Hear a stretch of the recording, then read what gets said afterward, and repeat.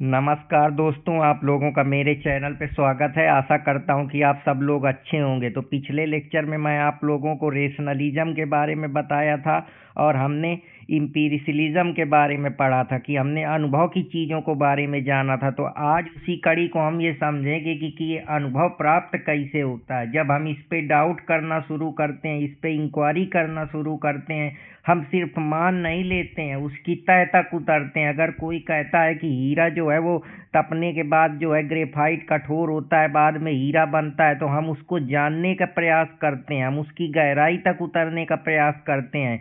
कोई कहता है भगवान है, तो हम सिर्फ ऐसा नहीं कि अपने बिलीफ से मान लें, जानने का प्रयास करें, एविडेंस ढूंढें। अगर कोई कहता है कि किसी आदमी ने क्रिमिनल है, तो हम ऐसे नहीं मान लेंगे। जैसे एविडेंस देना पड़ेगा, जज के सामने सबूत रखने पड़ेंगे। तो हमको जिंदगी में कोई चीज बस कह दिया तो मान नहीं लेना है। जैसे आज के दौर में न्यूज़ चैनल वाले मीडिया जो है फैला देती है कि ये इतने परसेंट पोल इलेक्शन है, तो हमको उसकी तय तक जाना चाहिए। जीडीपी इतना परसेंट बन गया, हमने इतने लोगों को रोजगार दिया है, तो उसकी तय तक उतरो, उसकी गहराई तक उतरो। तो ये जो पूरी फिलॉसफी है इसी पे बेस्ड है। कोई कह दे कि गॉड है तो गॉड है, तो कोई ऐसे हमको बिलीव नहीं कर लेना है। कोई कह देगा नहीं गॉड इस वजह से क्योंकि उसका साइंटिफिक प्रूफ है, ये सारी चीजें लॉ ऑफ नेचर के हिसाब से चल रही हैं। कुछ कह देंगे बिग बैंग थ्योरी के मारे है, कुछ कह देंगे कि नहीं इसका बायोलॉजिकल वो है क्योंकि हमारा डीएनए सारी बायोलॉजिकल चीज़ों से मिलकर बना है। कुछ कह देंगे कि हम सारे प्रोडक्ट हैं, जैसे हम मोनाड की थ्योरी पढ़ते हैं फिलॉसफी में, जो मैं आप लोगों को बताया था स्पिनोजा की।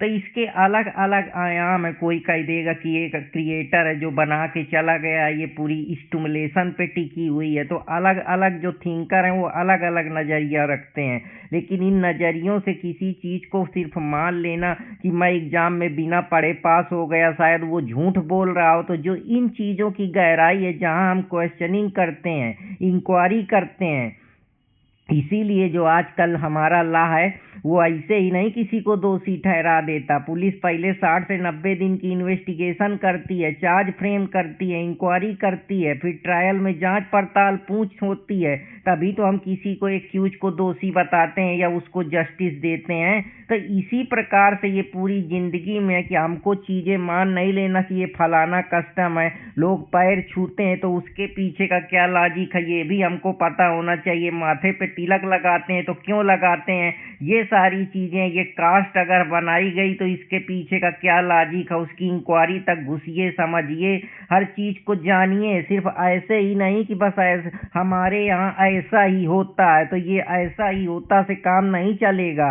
तो वही है कि जो गाना अगर मैं आप लोगों को समझाऊं कि जिंदगी का साथ मैं निभाता चला गया, हर फिक्र को धुएं में उड़ाता चला गया। तो जिंदगी के साथ साथ जिंदगी को भी देखते जाइए, इंक्वायर करते जाइए। जितनी भी फिक्र आपको बड़ी लगती है, हो सकता है वो बड़ी ना हो, तो उसकी तह तक जाइए। आपको लगता है कि ये चीज मिल जाएगी तो ये बड़ी है, क्योंकि आपने सिर्फ अभी आप सिर्फ भ्रम में जी रहे हैं, इल्यूजन में भी जी रहे हैं। उसकी गहराई तक उतारिए, उसके सोर्स जांच पड़ताल करिए, तभी आप किसी चीज को मान लेंगे। ऐसा नहीं है कि तेल के प्राइस बढ़ गए तो हम मान लिया कि नहीं सर्दी बहुत चल रही, इस वजह से वहां से तेल आ नहीं पा रहा, जो हमारे मिनिस्टर बकते रहते हैं। तो उसकी गहराई तक उतरिए। तो ये जो पूरी थ्योरी है ये इसी पे बेस्ड है। तो आशा करता हूँ कि आप लोगों को पसंद आएगी।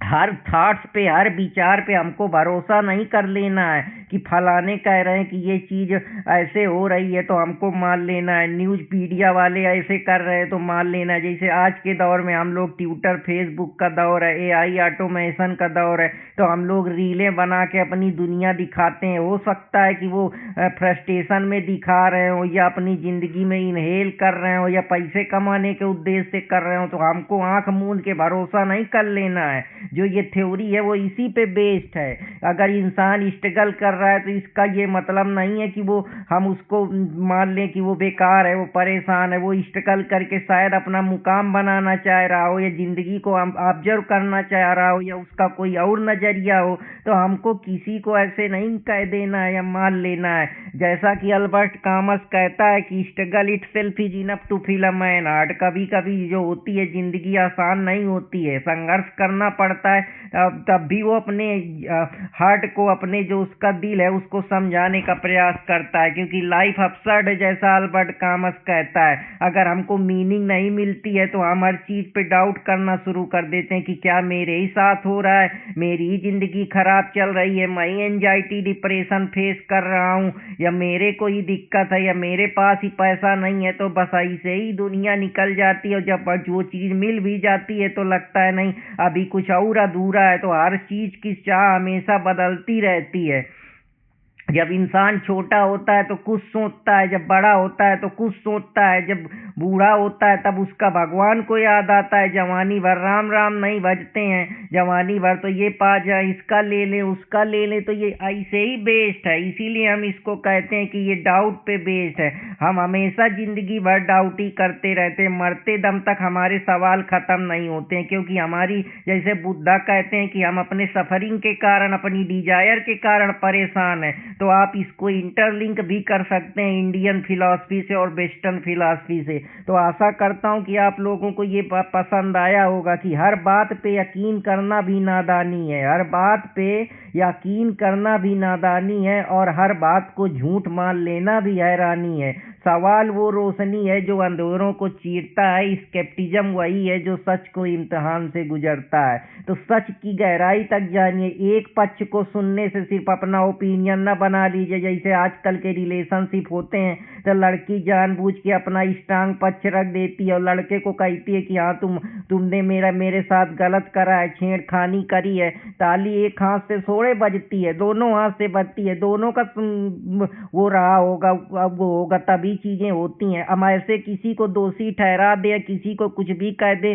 तो ये थोड़े है, बिना दोनों की सहमति के, बिना दोनों के बातचीत के गाड़ी आगे थोड़े बढ़ेगी। हर आदमी दो लोगों से डिपेंड है, कोई अकेले नहीं है। समाज भी है तो दो लोग मिलके ही इसको बनाए हैं, एक लोगों का थोड़े समाज है। तो इसी प्रकार से चीजें हैं कि हमको उसकी गहराई तक जब तक दोनों को जानना नहीं, प्रत्यक्ष हमारे पास एविडेंस नहीं है, वही है ना कि जो प्रत्यक्ष को प्रमाण की जरूरत नहीं होती है, हम इंडियन एविडेंस एक्ट में पढ़ते हैं। तो यही सब चीजें हैं जो डायरेक्ट एविडेंस के मामले होते हैं। तो सिर्फ हम ला नहीं समझ रहे हैं, हम फिलॉसफी समझ रहे हैं, हम सोसाइटी समझ रहे हैं, हम साइकोलॉजी को समझ रहे हैं कि साइकोलॉजी भी इसी प्रकार से काम करती है। तो स्केप्टिज्म वही बात है कि हर बात को तुरंत सच में नहीं परिवर्तित कर लेना है, क्वेश्चन पूछना है कि मैं कौन हूँ, मेरा उद्देश्य क्या है, ये सोसाइटी क्या है, ये लोग क्या है, ये दुनिया क्या है, ये समाज क्या है, ये अर्थशास्त्र क्या है, ये साइकोलॉजी क्या है, ये बायोलॉजी क्या है, उसकी गहराई तक जानना है। ये डीएनए क्या है, कहाँ से बना, क्यों बना, इसके पीछे का क्या कारण है, क्या रिलेवेंस है आज की इस दुनिया में। तभी हम चीज़ों को समझ पाएंगे और जान पाएंगे। तभी हम जो आजकल मेंटल हेल्थ, एंजाइटी, डिप्रेशन और इन सारी चीज़ों से परेशान है, दूसरों की ज़िंदगी से हम दुखी हैं, अपने से नहीं दुखी हैं। तो ये दुख हमारा इसी वजह से, क्योंकि हमने उस चीज़ों को बिना सोचे समझे बिलीव कर लिया है, समझ लिया है, अपने अंदर एक परसेप्शन बना लिया है बिना किसी के गहराई में जाने। हमको जब भी कोई नया आदमी देखता है तो उनको लगता है उनकी ज़िंदगी बहुत अच्छी है, पर हो सकता है वो भी शो ऑफ कर रहे हो ताकि उनको भी लोग जाने। तो ये सब चीज़ें हैं। तो प्रूफ मांगो फिर बिलीव करो, सिंपल लाइन तो आप लोगों के लिए यही है कि सोचने से पहले मान लेना सबसे बड़ा डेंजर है। तो किसी भी चीज़ को ये ना मान लो। अगर कोई नेता आपके पास पैर छू रहा है, हो सकता है वो पैर इसी वजह से छू रहा हो कि कल आपको अपने सिस्टम में लेगा, आप लोगों का यूज करके अपना साम्राज्य बनाएगा। और तुमको क्या लगता है कि वो बहुत हमारे बड़े भैया हैं, फलाने भैया, ढिकाने भैया। तो ये सब कहने की बातें हैं।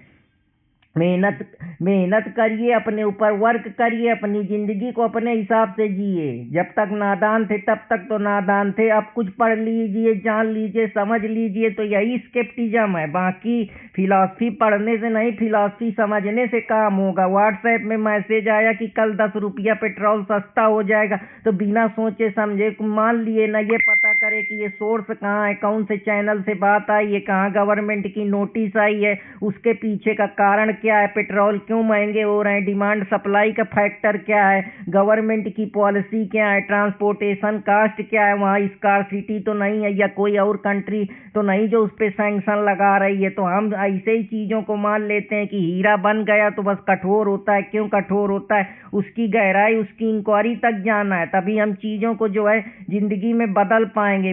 मैं बिना पढ़े पास हो गया तो हो सकता है आपको पहना रहा हो कि तुमको बोले बताओ तुम कैसे कहाँ से पास हुए, तुम्हारा कोई जुगाड़ तो नहीं है। जैसे यूनिवर्सिटी में बच्चे होते हैं, सिस्टम लगा के पेपर निकला लेते हैं सेमेस्टर में और पास हो जाते हैं, फिर बड़ी बड़ी छौंकते हैं कि हमसे बड़ा कोई ज्ञाता ही नहीं है। और वहाँ ऐसा होता है कि जो टॉपर होता है उसको लोग बड़ा ब्रिलियंट मानते हैं। जब हम यूनिवर्सिटी में पढ़ते थे तो हम कभी नंबर नहीं ला पाते थे तो हमारा लोग फन बनाते थे। आजकल वो टॉपर पता नहीं कहाँ है, उनका भरोसा भी नहीं है, क्योंकि उन्होंने चीज़ों को रट रटा के दिमाग में बसा लिया है, कभी दिमाग को खोला नहीं है, कभी थिंकिंग पैदा करी नहीं है, कभी यस नो जाना नहीं है। तो वो क्या जानेंगे? तो जानना यही जरूरी है कि मैं जान के भी कुछ नहीं जानता हूँ। जैसा सुक्रेटी कहता है कि I know that I know nothing. सबसे बड़ा ज्ञान यही है कि इग्नोर रहना, दुनिया को समझना, ऑब्जर्व करना। जैसे अल्बर्ट बंडूरा की फिलॉसफी है जो बताती है जिंदगी में हम चीज़ें सीखते हैं, ऑब्जर्व करते हैं मॉडलिंग के जरिए। तो आप ऑब्जर्व करिए, मुस्कुराइए, हंसिए, शांत रहिए। ये जो एनर्जी है, जो दिक्कतें हैं, जो डिजायर है, जो प्रॉब्लम्स हैं, ये सब कहाँ से आ रही, क्यों आ रही हैं, क्यों आप दुखी हैं, उसके पीछे का रीजन क्या है। कहीं तो आप इस वजह से दुखी हो कि दूसरे की जिंदगी अच्छी चल रही है, आपके पास पैसा नहीं, आप परेशान हैं, या आप बहुत दूसरों की लाइफ स्टाइल से दुखी हैं, दूसरे अच्छे से हंस मजाक कर रहे हैं तो वो आपको बुरा लगता है। कोई बहुत बढ़िया से हंस रहा है, बहुत बढ़िया गाड़ी से चल रहा है तो आप परेशान हो जाते हैं।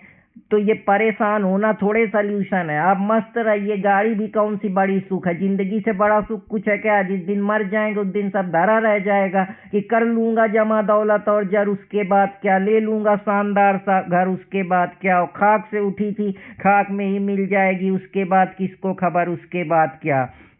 तो वही चीज है कि साइरोआफिलिसिस जो एक थ्योरी है वो कहती है कि जजमेंट सस्पेंड करो, ना हाँ बोलो ना बोलो। जब तक श्योर ना हो जाओ तब तक अपना बिलीफ ना रखो, किसी रिलीजन के बारे में कुछ ना कहो। पहले पढ़ो, जानो, समझो, उसकी गहराई तक उतरो। अगर पॉलिटिकल डिबेट कहीं चल रहा है या कोई कहीं पे कोई एग्जिट पोल आ रहे हैं या कोई पॉलिसी आ रही है, कौन से जो है गवर्नमेंट किसको टिकट दे रही है, कहाँ कितने वोट जो हो रहे हैं, कहाँ मनी पावर का यूज हो रहा है, मसल पावर का यूज, उसकी गहराई तक जाओ, रिपोर्टिंग करो, समझो, जानो, उस पे डाउट करो, उसके डाउट को अपने समझो कि ये डाउट आ कहाँ से रहा है। जैसे डिकार्ट बोलता है कि मैं हर चीज पे डाउट करता हूँ तभी जाके मैं सर्टेनिटी को अचीव कर सकता हूँ, इसका मतलब मेरी थिंकिंग जिंदा है। वो कहता है कगिटो एरिगो सूम के बारे में, उसकी लाइन है कि I think that I am, क्योंकि मैं सोच रहा हूँ इसीलिए मैं हूँ। लेकिन सोचते तो तुम अपने सपने में भी हो कि मैं करोड़पति हूँ, मैं बहुत बढ़िया हूँ, मेरी जिंदगी बहुत बढ़िया है, मैं रियल लग रहा हूँ, पर तुम्हारा सेल्फ भी कहाँ रियल है। कल तुम स्टूडेंट थे, आज तुम फिलासफर बन गए, कल तुम स्टूडेंट बन गए, परसों सोसाइटी में बन गए, कभी हस्बैंड बन गए, कभी बिजनेसमैन बन गए। तो तुम्हारा सेल्फ एक्चुअली में है क्या? तुम सिर्फ भेष ही तो बदल रहे हो, भेष के रूप में बारूपिये हो। वही है कि जिंदगी में तुम सिर्फ लीला करते रह गए एलान वार्ड की तरह। तो सेंसेज हमेशा तुम्हारे रिलायबल नहीं होते हैं। कल तक तुम कुछ सोचते थे, आज कुछ सोचते हो, तुम्हारी थिंकिंग दूसरा है, तुम्हारा देखने का नजरिया बदल रहा है रोज रोज, और तुमको लग रहा है कि मैं हूं। मैं भी तुम्हारा नहीं है, क्योंकि मैं तुम्हारे अंदर अहंकार पैदा करता है कि मेरी अस्तित्व है, मेरा एग्जिस्टेंस है, मेरी आइडेंटिटी नहीं। तुम अपनी आइडेंटिटी क्या बनाओगे? समाज ही ने तो तुमको कलुआ, राम, श्याम, ध्यान सब दिया है कि तुम कहीं से बने थे, तुम्हारे सोसाइटी में चीजें तुम्हारे ऊपर थोपी गई। तो तुम तो कुछ है ही नहीं हो। तुम हो तो ये शरीर कैसे बना? ये भी क्षितिजल पावल गगन समीरा से मिलके बना है। अब क्षितिजल पावल गगन समीरा को किसने बनाया है? तो ये फिलॉसफी है, बहुत टेढ़ी है, बहुत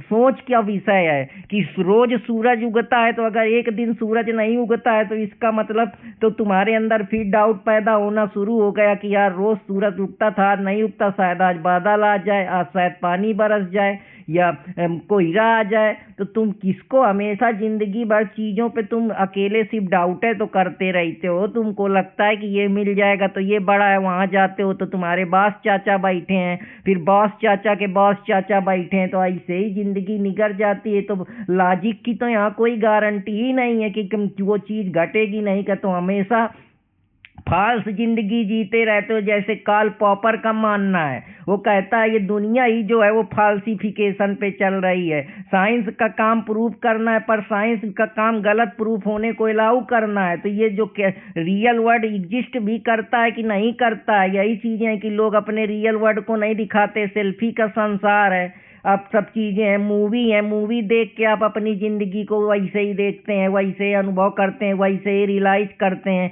दुनिया एक सिमुलेशन हाइपोथेसिस पे है कि ये किसने बनाया, जो एजेंट की तरीके से आपके अंदर सॉफ्टवेयर फिट कर दिया गया, इसके बाद पता नहीं वो कहाँ चला गया, कुछ उदय नहीं। ये दुनिया, ये संसार, ये नदी, ये पहाड़, ये झरना, ये सब चीजें, जंगल में कोई आदमी आया वो बना के चला गया, डीएनए का कोई पता नहीं कहाँ से क्या आया। तो ये सब चीजें तुम्हारे अंदर डाउट है तो पैदा करती हैं। जब डाउट पैदा करती हैं तो उसका फिर दूसरा डाउट पैदा हो जाता है। तो एक्शन तो इस तरीके में तुम जिंदगी में कुछ लोगे ही नहीं, परेशान रहोगे, क्योंकि हर चीज पे डाउट करोगे तो कैसे तुम पहुंच जाओगे। हिंदू कहते हमारा धर्म अच्छा है, मुसलमान कहते हमारा धर्म अच्छा है, सिख कहते हैं हमारा धर्म अच्छा है, तो चल कहाँ से रहा है? बुद्धि से ही तो चल रहा है, आइडियोलॉजी का ही तो कॉन्फ्लिक्ट है। राम राम मैं भी बजूं तो मैं भी हिंदू बन जाऊंगा, अल्लाह अल्लाह कहने लगूं तो मुसलमान मुझे अच्छा मानने लगेंगे, क्रिश्चियन कहने लगूंगा तो ईसाई अच्छा कहने लगेंगे, तो मेरा अस्तित्व है कहाँ, मैं हूँ कौन? तो यही सब चीजें हैं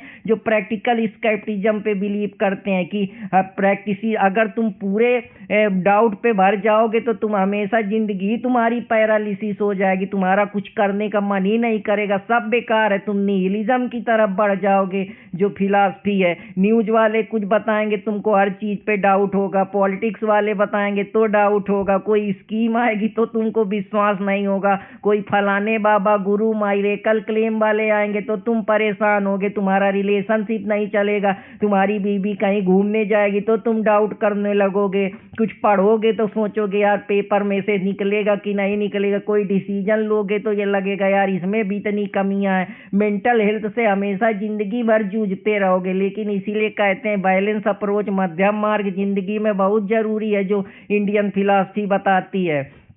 एक्स्ट्राऑर्डिनरी अगर क्लेम करोगे तो फिर एक्स्ट्राऑर्डिनरी प्रूफ की जरूरत पड़ेगी, उसके लिए पढ़ना पड़ेगा, जानना पड़ेगा, हो सकता है जो पढ़ो उसमें भी संतुष्टि ना मिले। तो नॉर्मल क्लेम जिंदगी में रखो, नॉर्मल जिंदगी जियो, चीजों को समझो, जानो कि कल बारिश होगी तो वेदर था तो बारिश होगी, फ्यूचर में पता नहीं होगी कि नहीं होगी, अगर होगी तो उसके कौन से प्रूफ हैं, कौन सा सैटेलाइट है, कौन सा सॉलिड एविडेंस है, कहाँ से इंफॉर्मेशन आई है। नहीं तो हमेशा तुम अपनी अथॉरिटी पे ही बायसनेस करते रहोगे, जो तुमको ये पावर दिखा है तुम उसको मानोगे नहीं, तुमको लगेगा यार यहाँ कमी है, ये पॉलिसी आई अच्छी नहीं है, बाबा सेलिब्रिटी है इनकी बात पे मैं विश्वास नहीं करूंगा, इन्फ्लुएंसर कुछ बोलेगा तो तुम सच को नहीं जान पाओगे, तो तुम पूरी तरीके से निहिलिज्म हो जाओगे, क्योंकि तुमको कुछ करने का मन ही नहीं करेगा। तो यही चीज है, जैसे हम प्लासिबो इफेक्ट साइकोलॉजी में पढ़ते हैं, अगर हम बिलीव कर लेते हैं तो हमारी बॉडी वैसे ही रिस्पांस देती है। जैसे ही हम शुगर पिल को ले लेते हैं हमारा पेन कम हो जाता है, बाबा हमारे ऊपर भभूत लगा देता है तो हमारा रिलीफ डाउन हो जाता है। लोग अपनी नॉलेज का यूज करके ओवर एस्टिमेट कर लेते हैं, आकलन लगा लेते हैं कि हमारे क्यों माइंड को समझा लेते हैं, पर एक्चुअली में होता भी है कि नहीं है। कोई बाबा मार्केट में आके कह दे मुझे सब पता है, मैं लोगों को जज कर सकता हूँ, तो तुम क्या है उसकी बातों को मान लेते हो, क्योंकि सब लोग मान रहे हैं, सब लोगों को दिमाग में उस प्रकार से चल रहा है, पता नहीं वो सच बता भी रहा है कि नहीं बता रहा है। जैसे मेंटलिज्म वाले हैं, चमत्कार वाले बाबा है, तो ओवर स्केप्टिसिज्म में अगर पढ़ोगे तो जिंदगी में कभी भी परेशानी रहेगी, क्योंकि डाउटे करते रह जाओगे, जिंदगी ऐसे ही खत्म हो जाएगी, एंजाइटी डिप्रेशन में चले जाओगे। तो ये सारी चीजें हैं। तो आशा करता हूँ कि आप लोगों को पसंद आया होगा, अगर पसंद आया तो चैनल देसी स्मार्ट अकेडमी अर्पित कुमार इलाहाबादिया से जुड़े रहे। जय हिंद दोस्तों, जय भारत।